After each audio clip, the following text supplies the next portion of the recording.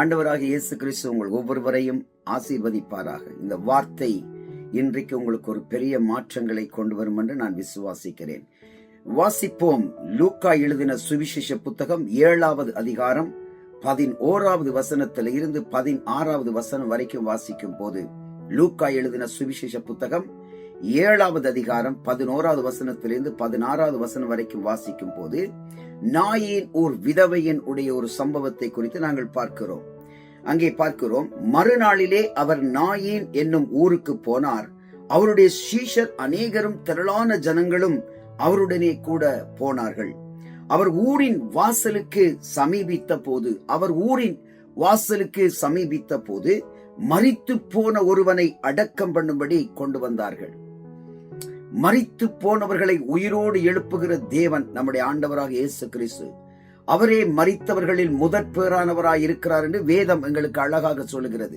மரித்தேன், இதோ சதா காலங்களில் உயிரோடு இருக்கிறேன் என்று சொல்கிற ஆண்டவர், அவர் உயிரோடு இருந்த காலத்துல, இந்த உலகத்துல இருந்த 33.5 வருட காலத்துல, 3.5 வருடங்கள் ஊழியம் செய்த காலத்துல அவர் அநேகரை உயிரோடு எழுப்பினார். மரித்து போனவர்களை உயிரோடு எழுப்பினார். அதுல ஒரு சம்பவம் தான் இந்த சம்பவம். மரித்து போன ஒருவனை அடக்கம் பண்ணும்படி கொண்டு வந்தார்கள். அவன் தன் தாய்க்கு ஒரே மகனாயிருந்தான், அவளோ கைம்பெண்ணாயிருந்தாள். இன்றைக்கு பிரியமான சகோதர சகோதரிகளே, எங்களுடைய சொத்து, எங்களுக்கு இருக்கிற எல்லாமே இதுதான் என்று நாங்கள் நினைத்துக் கொண்டிருக்கிற அந்த காரியம் நாங்கள் இழந்து போகும் போது எங்களுடைய தவிப்பு எப்படி இருக்கிறது, எங்களுடைய ஏக்கங்களும் பெருமூச்சும் எப்படி இருக்கிறது. நான் நம்பி இருந்தது இதை மட்டும்தானே, என் நம்பிக்கை எல்லாம் இழந்து போயிட்டேன் என்று சொல்லி தவித்துக் கொண்டிருக்கிறீங்களா? கர்த்தர் உங்களுக்கு சொல்லுகிறார், அவன் தன் தாய்க்கு ஒரே மகனாயிருந்தான், அவளோ கைம்பெண்ணாயிருந்தாள். ஊராரில் வெகுஜனங்கள் அவளுடனே கூட வந்தார்கள். காரணம், ஊராரில் வெகுஜனம் அவளோடு வந்திருக்க வேண்டுமானால் அவள் ஒரு சாட்சி உள்ள மகளாக இருந்திருக்க வேண்டும். அந்த பட்டணத்திலே அநேக காரியங்களை அநேக மக்களுக்கு முன்பாக ஒரு சாட்சியாய் நடந்த ஒரு மகளாய் இருந்தபடியினால் தான் ஊராரில் வெகுஜனங்கள் அவளுடனே கூட வந்தார்கள். கர்த்தர் அந்த இடத்திலே எதிர்கொண்டு வந்த போது ஆண்டவர் அந்த பிள்ளையை, அந்த நாயினூர் மகளை அவர் சந்திக்கும்படியாக ஆண்டவர் அந்த வழியிலே வந்தார். அந்த வழியிலே வரும்போது கர்த்தர் அவளை பார்த்து சொன்ன ஒரு வார்த்தை, அவள் மேல் முதலாவது அவர் செய்தார், மனதுருகினார். பிரியமானவர்களே, எங்களுடைய வாழ்க்கையிலும் நாங்கள் படுகின்ற துன்பங்கள், துயரங்கள், வேதனைகள், கண்ணீர்கள் மத்தியிலும் எங்களுக்கு இருக்கின்ற எல்லா ஒரு சொத்து என்று நாங்கள் நினைத்துக் கொண்டிருக்கிற காரியத்தை இழந்திருக்கிற வேளையிலும் கர்த்தர் எங்களை பார்த்து முதலாவது செய்கிற காரியம், அவள் மேல் மனதுருகினார். உங்க மேல ஆண்டவர் முதல் மனதுருகிறார் என்று வேதம் சொல்லுகிறது. எந்த மனுஷனையும் பிரகாசிப்பிக்கிற மெய்யான ஒளியே அந்த தெய்வம், நம்முடைய ஆண்டவராக இயேசு கிறிஸ்து. உலகத்திலே வந்து எந்த மனுஷனையும் பிரகாசிப்பிக்கிற மெய்யான ஒளி நம்மளா ஆண்டவராக இயேசு கிறிஸ்துவாய் இருக்கிறார். ஆகவே அவர் என்ன செய்கிறார் தெரியுமா? முதலாவது நீங்க இருக்கிற நிலையில இருக்கிற உங்களுக்கு மனதுருகி இரக்கம் காண்பிக்கிறார். இரண்டாவது என்ன செய்கிறார் தெரியுமா? அழாதே என்று கிட்ட வந்தார். அழாதே என்று சொல்லி அவர் உங்களுக்கு கிட்ட வருகின்றார். ஆக முதலாவது மனதுருகுகிறார். இரண்டாவது, நீ ஏன் அழுகிறாய், நான் உன்னோடு தான் கூட இருக்கிறேன், நான் உன்னை விட்டு விலகுவதும் இல்லை, உன்னை கைவிடுவதும் இல்லை என்று அவர் அழாதே என்று சொல்லி கிட்ட வந்தார். நம்முடைய ஆண்டவராக இயேசு கிறிஸ்து எங்களுடைய ஆதங்கத்தையும், எங்களுடைய வேதனைகளையும், எங்கள் தவிப்பையும், எங்களுடைய உள்ளத்தில் இருக்கிற எல்லா சொல்ல முடியாத காரியங்களை பார்த்து அவர் என்ன செய்கிறார் தெரியுமா? மனதுருகி அழாதே என்று சொல்லி கிட்ட வந்து எங்களை கட்டி அணைக்கிற ஒரு தெய்வம் இருக்கிறார். பிரியமானவர்களே, நம்புங்கள். ஆண்டவராக இயேசு கிறிஸ்து இன்றைக்கு இந்த வார்த்தையின் முடிவில உங்களுக்கு ஒரு அற்புதத்தை செய்ய போறார். கிட்ட வந்து என்ன செய்தார் தெரியுமா? பாடையை தொட்டார். பாடை என்று சொன்னால் மரித்து போன ஒருவனை அடக்கம் பண்ண கொண்டு போகப்படுகின்ற செய்யப்பட்ட ஒரு காரியம்தான் பாடை.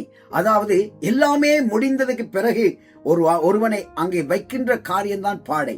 எங்களுடைய வாழ்க்கையில சகலமும் முடிந்து விட்டது என்று சொல்லி நாங்கள் நினைத்துக் கொண்டிருக்கின்ற அந்த காரியம், அது பாடையா இருக்கிறதா? அங்கே வந்து அவர் கிட்ட வந்து அவர் என்ன செய்கிறார் தெரியுமா? அந்த முடியாத காரியத்தை முடிய பண்ணும்படி அதை தொடுகின்றார். இல்லாதவைகளை இருக்கிறது போல அழைக்கிறவர் தான் நம்முடைய ஆண்டவராக இயேசு கிறிஸ்து.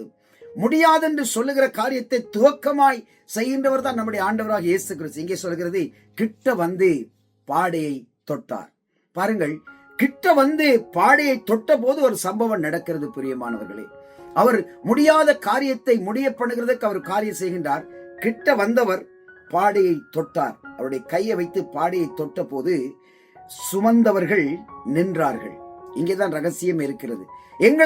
எங்களுக்கு விரோதமாய் காரியங்களை செய்து, என்ன இயேசுவை கும்பிடுகிறாய், என்ன சபைக்கு போகிறாய், என்ன அங்கு ஓடுகிறாய், என்ன இங்கு ஓடுகிறாய் என்று சொல்லி எங்களை வேதனைப்படுத்துகிறவர்கள் மத்தியிலே அந்த பாடையை அவர் தொடும் போது நாங்கள் நிற்க வேணும். அந்த இடத்துல நாங்க நிக்க வேணும். நாங்க ஓடக்கூடாது. நாங்கள் எங்களுடைய மனம் பேதலிக்க கூடாது. நிற்கும் போது என்ன நடந்தது தெரியுமா? அப்பொழுது என்று வேதம் வாசிக்க தொடங்குகிறது. அடுத்த வசனம் சொல்றது அப்பொழுது. சுமந்தவர்கள் நிக்கணும். முடியாது என்று சொல்லப்பட்ட சூழ்நிலையிலே நாங்கள் அந்த காரியத்திலே விசுவாசத்திலே நிக்க வேணும். சுமந்தவர்கள் முதலாவது அவர் பாடையை தொட்ட போது அவர்கள் செய்த காரியம், முதலாவது அவர்கள் நின்றார்கள். நின்ற போது அவர் சொன்ன ஒரு காரியம், அந்த பாடையை சுமந்து கொண்டு போனவர்கள் நின்ற உடனே அவர் சொன்ன காரியம், வாலிபனே எழுந்திரு என்று நான் உனக்கு சொல்லுகிறேன். ஒரே ஒரு வார்த்தை தான். முடியாதவைகளை முடிய பண்ணுகிற கர்த்தர் நம்மளோடு கூட இருக்கிறார். பிரியமானவர்களே, மாம்சமான மனிதனுக்கு என்னால் செய்யக்கூடாத காரியம் ஒன்று உண்டோ என்று கேட்கிற தேவன் இங்கே சொல்கிறார், வாலிபனே எழுந்திரு என்று உனக்கு சொல்லுகிறேன் என்றார். என்ன நடந்தது பிரியமானவர்களே? மரித்தவன் எழுந்து உட்கார்ந்து பேசத் தொடங்கினான். இது நடக்குமா? உலகத்தில் இது நடக்குமா? டாக்டர்களால் கைவிடப்பட்டு அநேக பணங்களை செலவழித்து இனி என்னால முடியாது, எனக்கு ஒரு வழியும் தெரியவில்லை, இனி நான் மரிப்பதுதான் நல்லதென்று சொல்லிக் கொண்டிருக்கிற பிள்ளையே, ஆண்டவர் சொல்லுகிறார், வாலிபனே எழுந்திரு என்று உனக்கு நான் சொல்லுகிறேன் என்று சொன்ன போது மரித்தவன் எழுந்து உட்கார்ந்தான். உட்கார்ந்தது மாத்திரமல்ல, பேசத் தொடங்கினான்.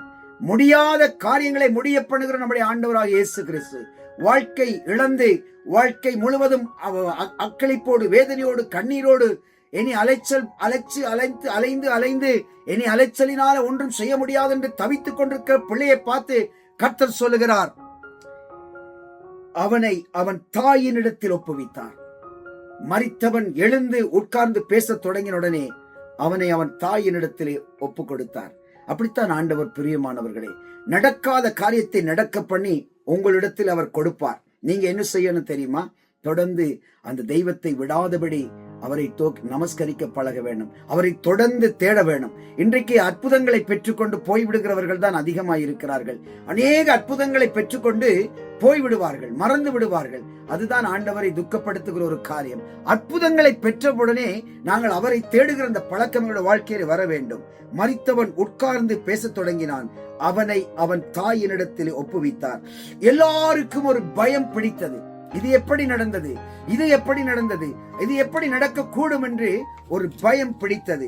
மகா தீர்க்கதரிசியானவர் நமக்குள்ளே தோன்றி இருக்கிறார் என்றும் தேவன் தமது ஜனங்களை சந்தித்தார் என்றும் சொல்லி தேவனை மகிமைப்படுத்தினார்கள். பிரியமான சகோதர சகோதரிகளே, வாழ்க்கை இழந்து, வாழ்க்கை தவித்துக் கொண்டு, வாழ்க்கையிலே வேதனையோடு தவித்துக் கொண்டிருக்கிற பிள்ளைகளே, இன்றைக்கு கர்த்தர் உங்களுக்கு ஒரு அற்புதத்தை செய்ய காத்திருக்கிறார். அது என்ன தெரியுமா?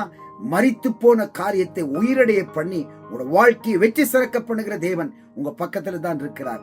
ஒரு விசை ஜெபம் பண்ணுவோமா? கர்த்தருடைய சமூகத்தில் ஒப்பு கொடுப்போமா? நிச்சயமாக உங்களோட வாழ்க்கையில் ஆசீர்வாதம் வரப்போகிறது. எங்களை அதிகமாய் நேசிக்கிற பரிசுத்தமுள்ள ஆண்டவரே, உங்களோட கரத்தில் நான் ஒப்பு கொடுக்கிறேன். யார் யாருக்கு முடியாது, இனி வாழ்க்கை இழந்து விட்டேன், என்னோட வாழ்க்கையில் ஒன்றும் இனி நடக்காது, நான் தற்கொலை செய்வதுதான் எனக்கு சரி, என்னோட வாழ்க்கையை நான் அழித்துக் கொள்வதா எனக்கு முடிவென்று சொல்லி தீர்மானம் பண்ணியிருக்கிற பிள்ளையை பார்த்து கர்த்தர் சொல்லுகிறார், மரித்தேன், இதோ சதா காலங்களில் நான் உயிரோடு இருக்கிறேன், என்னை விசுவாசிக்கிறவன் மரித்தாலும் பிழைப்பான் என்று சொன்ன வசனத்தின்படி இந்த பிள்ளைகளுக்கு அந்த ஆசீர்வாதம் தங்கட்டும் ஆண்டவரே. இந்த வசனத்தின்படி இந்த பிள்ளைகளை ஆசீர்வதிப்பீங்களாக. நசரேயனாகிய இயேசுவின் நாமத்தினால ஜெபிக்கிறோம், ஜீவனை கொடுத்த நல்ல பிதாவே. இந்த வசனத்தை இறுக பிடிங்க. கர்த்தர் உங்களை ஒவ்வொருவரையும் நிறைவாக ஆசீர்வதிப்பாராக. God bless you.